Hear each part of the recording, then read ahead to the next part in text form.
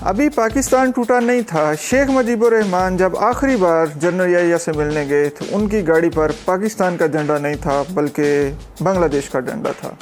शेख मुजीबुर रहमान के साथ जनरल याहिया के मामला तय ना पाए तो पाकिस्तानी फ़ौजी कमांड ने बांग्लादेश के अंदर, बंगाल के अंदर फ़ौजी ऑपरेशन का आगाज़ किया, जिसे हम ऑपरेशन सर्च लाइट का नाम से जानते हैं। ऑपरेशन सर्च लाइट में पाकिस्तानी फ़ौज को जिन दुश्मनान का सामना था उनमें सरफ़हरिस्त मुक्ति बानी थे, और मुक्ति बानी ये सारे वो लोग थे जिनको इंडिया ने इंडिया में बुला के तो फ़ौजी ट्रेनिंग से आरास्ता किया। पाकिस्तानी फ़ौज वहाँ पे मेन लैंड से बहुत ज़्यादा दूर थी। लिमिटेड रिसोर्सेज के साथ पाकिस्तानी फ़ौज वहाँ पे लड़ी, लेकिन पाकिस्तानी फ़ौज जो है वो उनका मुकाबला नहीं कर पाई। इंडिया ने इंटरवेंशन कर दी, जिसकी वजह से पाकिस्तान को वहाँ पे सरेंडर करना पड़ा और पाकिस्तानी फ़ौज के 90,000 फ़ौजी वहाँ पे जंगी कैदी हो गए। पाकिस्तान टूट गया और शेख मुजीबुर रहमान को मियाँ वाली जेल से रिहा करके बांग्लादेश पहुंचा दिया गया। बांग्लादेश में जाके शेख मुजीबुर रहमान ने कंट्रोल संभाल लिया और वेस्ट पाकिस्तान के अंदर जुल्फ़िकार अली भुट्टो ने जनरल याहिया को रिप्लेस किया। जनरल याहिया को घर में नज़रबंद कर दिया गया और भुट्टो ने लेफ्टिनेंट जनरल गुल हसन को कमांडर इन चीफ मुकर्रर कर दिया। जुल्फ़िकार अली भुट्टो ने 40 सीनियर अफसरान को ये कहकर मुअत्तल कर दिया कि तुम लोग मोटे हो चुके हो। एक साल बाद ही 1972 में जनरल गुल हसन के साथ भी जुल्फ़िकार अली भुट्टो के मामलात जो है वो बिगड़ना शुरू हो गए। जुल्फ़िकार अली भुट्टो ये चाहते थे कि मेरा कमांडर इन चीफ इस तरह से मुझे फॉलो करे कि मैं हुक्म करूं और वो किसी भी बात पे क्वेश्चन ना उठाए। गुल हसन के साथ जुल्फ़िकार अली भुट्टो के जब मामलात ख़राब हुए तो जुल्फ़िकार अली भुट्टो ने गुल हसन को रिमूव करने का फ़ैसला कर लिया। अब जुल्फ़िकार अली भुट्टो के रास्ते में गुल हसन को रिमूव करने के लिए चंद छोटी छोटी रुकावटें मौजूद थीं और जुल्फ़िकार अली भुट्टो ने उन रुकावटों को बड़े आराम से हैंडल किया। जुल्फ़िकार अली भुट्टो ने सबसे पहले जनरल गुल हसन को लाहौर भेज दिया और वहाँ पे अपने एक पार्टी कारकुन के साथ उनको मसरूफ़ रखा और उनको ये तंबीह की कि ये किसी के साथ मुलाकात ना कर पाएँ। दूसरी तरफ पाकिस्तान टेलीविज़न और रेडियो स्टेशन पे पुलिस को तैनात कर दिया गया और वो सियासी लोग जो इस अमल में भुट्टो के रास्ते में रुकावट बन सकते थे उनको एक अजलास के बहाने एक जगह पे रोक दिया गया। फिर जुल्फ़िकार अली भुट्टो ने स्टेनो की बजाय अपने एक कारकुन से डिसमिसल ऑर्डर पास करवाया और जनरल गुल हसन को रिमूव कर दिया। जनरल गुल हसन को रिमूव करने के बाद जुल्फ़िकार अली भुट्टो ने अपने फेवरेट जनरल टिक्का खान को कमांडर इन चीफ मुकर्रर कर दिया। उसके बाद 1973 में जुल्फ़िकार अली भुट्टो ने NAP और JIU की कोलिशन गवर्नमेंट को बलूचिस्तान के अंदर डिसमिस कर दिया। जब ये गवर्नमेंट डिसमिस की गई तो मुफ्ती महमूद की क़यादत में अपोजिशन का एक इत्तेहाद बना।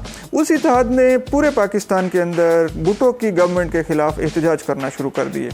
ये एहतजाज थोड़े ही टाइम में इसका मैग्नीट्यूड इतना ज़्यादा हो गया कि ये पुलिस से कंट्रोल नहीं हो पा रहा था, तो जुल्फ़िकार अली भुट्टो ने फ़ौज को तलब कर लिया। अब फ़ौज जो है वो टैंक लेके तो सड़कों में आ गई और जब मुजाहिरीन मुश्तिल हुए तो फ़ौज ने उन पर गोलियाँ बरसा दी।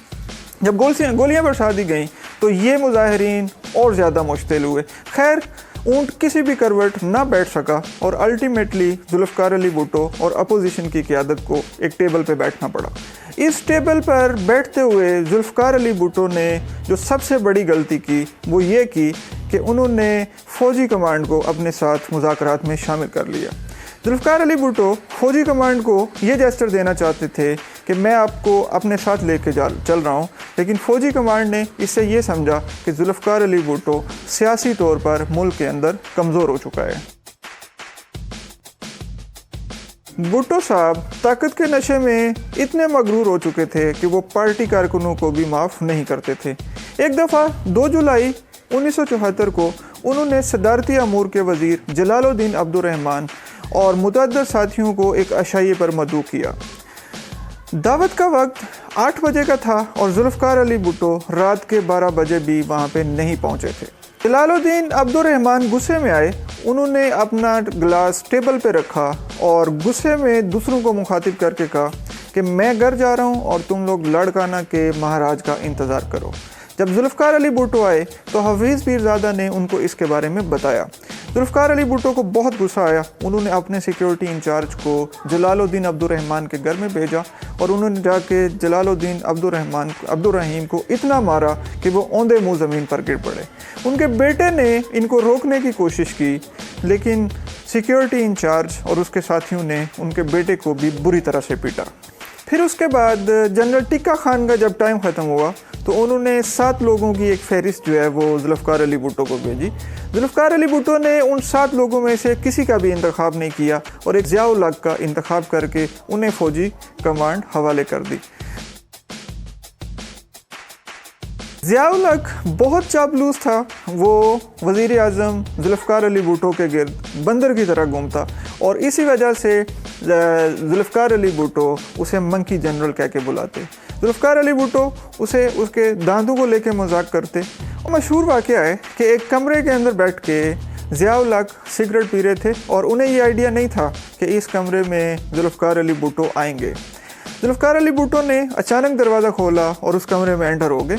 जब ज़िया-उल हक़ ने देखा कि प्राइम मिनिस्टर आ गए तो ज़िया-उल हक़ ने कन्फ्यूजन में अपना सिगरेट अपने हाथ में मरोड़ के तो अपनी जेब में डाल दिया।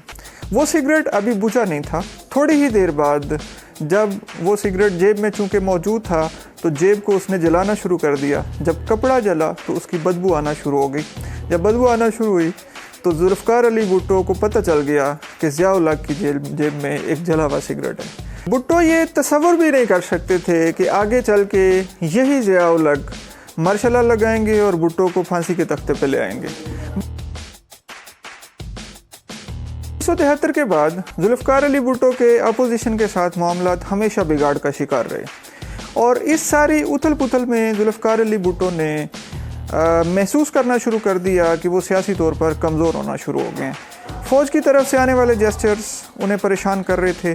उन्होंने इलेक्शन का ऐलान कर दिया और उन इलेक्शंस में वो अपनी सीट पर बिला मुकाबला जीतना चाहते थे। उन्होंने अपने मुखालिफ कैंडिडेट पीएनए के कैंडिडेट को पेशकश की, ओहदे की पेशकश की कि आप ओहदे से, आप सीट से दस्तबरदार हो जाएं और आपको एक बड़ा ओहदा दिया जाएगा। लेकिन पीएनए के उम्मीदवार ने इनकार कर दिया। उसके इनकार करने के बाद उसको दर लिया गया और जुल्फ़िकार अली भुट्टो को देखते हुए दूसरे पार्टी के दूसरे रहनुमाओं ने भी इस तरह की अप्रोच को अपनाया। खैर 7 मार्च 1977 को पूरे पाकिस्तान के अंदर इंतखाबात होते हैं और नताइज हैरानकुन सामने आते हैं। 200 में से 155 नशिस्तें पाकिस्तान पीपल्स पार्टी जीत जाती है और हस्बे इख्तलाफ के हिस्से में सिर्फ 36 नशिस्तें आती हैं। इंतखाबात का ये रिजल्ट्स देखकर हस्बे इख्तलाफ दोबारा से सड़कों पर आ जाते हैं और आम शहरियों को लेकर जुल्फ़िकार अली भुट्टो के खिलाफ एहतजाज करना शुरू कर देते हैं। जल्द ही ये एहतजाज पूरे पाकिस्तान में फैल जाता है और इसका वॉल्यूम इतना ज़्यादा हो जाता है कि पुलिस और फ़ौज दोनों से इसको हैंडल करना मुश्किल हो जाता है। आम शहरियों पे गोलियां चलाई जाती हैं और 100 से ज़्यादा मुजाहिरीन इन झड़पों में मारे जाते हैं। 5 जुलाई 1977 को जुल्फ़िकार अली भुट्टो की हुकूमत का तख्ता उलट दिया जाता है और ज़िया-उल हक़ मुल्क पे कब्ज़ा कर लेते हैं।